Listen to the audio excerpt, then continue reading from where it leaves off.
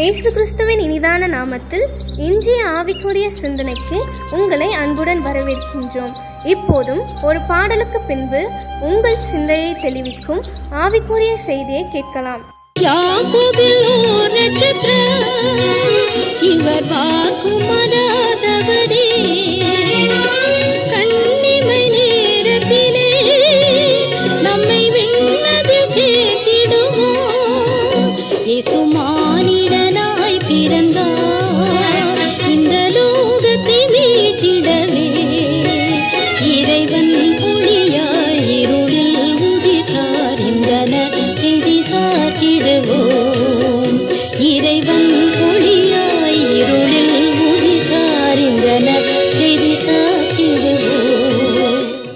ஆண்டவர் இரட்சகருமாக இயேசுவின் இனிதான நாமத்தினால் உங்களை வாழ்த்துகிறேன். நம்முடைய ஆவிக்குரிய சிந்தனைக்காக என்னாகமம் 24 அதிகாரம் 17 வசனத்தை நான் வாசிக்கிறேன். அவரை காண்பேன், இப்பொழுது அல்ல, அவரை தரிசிப்பேன், சமீபமாய் அல்ல. ஒரு நட்சத்திரம் யாக்கோபிலிருந்து உதிக்கும், ஒரு செங்கோல் இஸ்ரவேலிலிருந்து எழும்பும். பாருங்கள், பழைய ஏற்பாட்டு காலம், அதுவும் பிலேயாம் தீர்க்கதரிசி மூலமாய் இயேசுவின் பிறப்பை குறித்து சொல்லப்படுகிறது. ஒரு நட்சத்திரம் யாக்கோபிலிருந்து உதிக்கும். அந்த வார்த்தை நிறைவேறினதா? அப்படியே நிறைவேறினது. நட்சத்திரங்களை குறித்து அநேக காரியங்கள் வேதத்தில் சொல்லப்பட்டிருக்கு. அதை வாசிப்போமானால் அதை தெரிந்து கொள்ளும்போது நமக்கு பிரமிக்கத்தக்க விதத்தில் இருக்கும். ஆபிரகாம் குழந்தையே இல்லை, ஆனால் விட்டு வெளியே கொண்டு வந்து வானத்தை அண்ணாந்து பார்க்க சொல்லுகிறார். இரவு நேரம் அதில் நட்சத்திரங்கள் வானம் முழுவதும் ஒரு பூத்து குலுங்கிறது போல் தெரிகிறது. இவைகளை உன்னால் எண்ண முடியுமா? எண்ண முடியாத ஆண்டவரே, உன் சந்ததி இவ்வண்ணமா இருக்கும் சொல்லுகிறார். ஆபிரகாமின் சந்ததியை நட்சத்திரத்துக்கு ஒப்பிட்டு ஆண்டவர் பேசுகிறார். விஞ்ஞானம் மட்டுமல்ல, வேதம் என்ன சொல்கிறது? நட்சத்திரங்களை எண்ண முடியாது. அவைகள் ஒன்றுக்கொண்டு ஓடும் பாதையை ஆண்டவர் வகுத்து வைத்திருக்கிறார். அந்த ரூட்ல தான் போகணுன்ட்டு. அதோடு மட்டுமல்ல, நட்சத்திரங்களை பெயரிட்டு அழைக்கிறாராம். எண்ண முடியாத நட்சத்திரத்தை அவைகளுக்கு பெயர் வைத்திருக்கிறாராம். யோசித்து பாருங்க. அப்ப எவ்வளவு முக்கியத்துவம் ஆண்டவர் அதற்கு கொடுக்கிறார். அதோடு மட்டுமல்ல, அந்த ஓடு பாதையை விட்டு நட்சத்திரங்கள் ஒன்னோடு ஒன்று உரசிக் கொள்ளுமானால் அந்த உஷ்ணத்தை பூமி அண்டசராசங்கள் தாங்கிக் கொள்ளாதாம். விஞ்ஞானிகள் அதை சொல்லுகிறார்கள். அவ்வளவு ஆச்சரியமா தேவன் தமது சிருஷ்டிப்பை படைப்பு வைத்திருக்கிறார். அவைகள் ஒளி கொடுக்கக்கூடிய தன்மையுடையதாக இருக்கிறது. புதிய ஏற்பாட்டில் வரும்போது மத்திய 2 அதிகாரத்திலும் நட்சத்திரத்தை குறித்து ஆண்டவர் பேசுகிறார். கிழக்கில் ஒரு நட்சத்திரம் இயேசு பிறக்கும்போது உதிக்கிறது. பிரகாசமான நட்சத்திரம், மற்ற நட்சத்திரம் அது வேறுபடுகிறது. இங்க தான் சொல்ல, யாக்கோபிலிருந்து ஒரு நட்சத்திரம் உதிக்கும். இயேசுவின் பிறப்பு, அவர் வெளிச்சம் கொடுக்கிறவரானால் பூமிக்கு ஒளியாய் வந்தேன்னு சொல்லதான் இயேசு சொல்லுகிறார். எந்த ஒரு மனிதனையும் பிரகாசிப்பிக்கிற ஒளி அது. இன்னைக்கு நம்மையும் அந்த இயேசு நல்ல வெளிச்சமாக ஸ்டாரா மாத்த தான் விரும்புறாரு. இன்னைக்கு நாம எப்படி இருக்கிறோம்? பிரகாசிக்கிறோமா? வெளிச்சம் கொடுக்கிறோமா? அல்லது நம் நிமித்தமாக இருள் உண்டாகிறதா? கொஞ்சம் சிந்திச்சு பார்ப்போம். 2 வாலிபர்கள் படிப்பை முடிக்கிறாங்க ஸ்காட்லாந்து தேசத்துல. முடிச்ச உடனே ஒரு வாலிபருக்கு அழைப்பு வருது, ஆப்பிரிக்கா தேசத்துக்கு போ.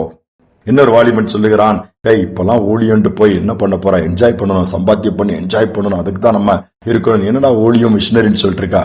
அந்த அழைப்பை ஏற்று அந்த வாலிபன் ஆப்பிரிக்காவுக்கு போறான். காலங்கள் ஓடுகிறது. நடந்தது என்ன தெரியுமா? அங்கு வல்லமையா தேவன் அந்த வாலிபனை பயன்படுத்துகிறார்.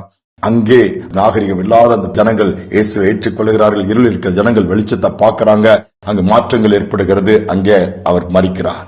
அவருடைய சரீரம் தன்னுடைய சொந்த தேசத்துக்கு அங்கே கொண்டு வரப்படுகிறது. கொண்டு வந்து அரச முறையிலே அடக்கம் பண்ணப்படுகிறது. ஜனங்கள் எல்லாம் திரண்டு நிற்கிறாங்க. பெரிய பெரிய தலைவர்கள் மரியாதை செலுத்துகிறாங்க. செலுத்தி முடிச்சு எல்லாம் போயிட்டாங்க. அந்த கல்லறை தோட்டில் ஒருத்தர் உட்கார்ந்து அழுதுட்டு இருக்கிறாரு. இப்ப நீனு போக வேண்டியதானே, எங்க அழுதுட்டு இருக்கான்னு கேட்கும்போது, இல்ல, என் நண்பன் அவன் இறந்துட்டான். 2 பேரும் ஒன்னா படிச்சோம். 2 பேரும் படிச்சு முடிச்ச உடனே அழைப்பு வந்துச்சு. அவன் அதே மாதிரி அழைப்பை ஏற்று போனான். நான் அந்த உலகத்தை தேடி போனேன். இன்னைக்கு நான் குடிச்சு வெறிச்சு என் சரீரத்துக்கு எடுத்து டெய்லி செத்துட்டு இருக்கிறேன். என்னால எந்த பிரயோஜனம் கிடையாது. ஆனா அவனுக்கு இவ்வளோ கனம், இவ்வளோ மரியாதை. தேச தலைவர்களை அஞ்சலி செலுத்துவது மட்டுமல்ல, இன்னைக்கு ஆப்பிரிக்க தேசமே இவன் மூலமா வெளிச்சத்தை பெற்றிருக்கிறது. அவனை குறிச்சு பேசும்போது அவன் ஆப்பிரிக்காவின் ஒளி விளக்குன்னு சொல்றாங்க. அந்த அளவு பிரகாசிச்சிருக்கிறான். அதை நினைக்கும் போது என் வாழ்க்கையை நான் கெடுத்துக் கொண்டேன் என்று புலம்பினானாம். யோசித்து பாருங்க.